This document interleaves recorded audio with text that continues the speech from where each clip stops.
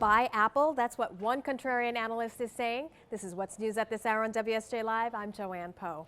Despite the slew of negativity around Apple these days, BGC tech analyst Colin Gillis is now telling clients to buy the stock ahead of tomorrow's earnings report.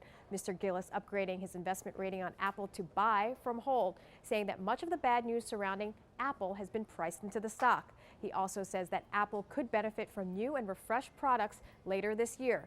Even though Mr. Gillis is telling clients to buy Apple's shares, he is reducing his price target for the stock to $500 from $550 and cut his earnings estimate ahead of Apple's results. And the U.S. Supreme Court rejecting the tobacco industry's First Amendment challenge to a 2009 federal law that required graphic warning labels on cigarettes and expanded marketing restrictions on tobacco products. The challengers, including R.J. Reynolds and Lorillard Tobacco, argued that parts of the law violate their constitutional free speech rights. The justices left in place a ruling by the Sixth Circuit Court of Appeals upholding the 2009 Family Smoking Prevention and Tobacco Control Act that gave the federal government authority for the first time to regulate tobacco. And the impact of the sequester is now being felt by many air travelers. The federal budget cuts are forcing the FAA and other agencies to cut their spending, and that means furloughs of 15,000 air traffic controllers. Some flights out of New York and Washington were delayed by more than 2 hours as the FAA kept planes on the ground.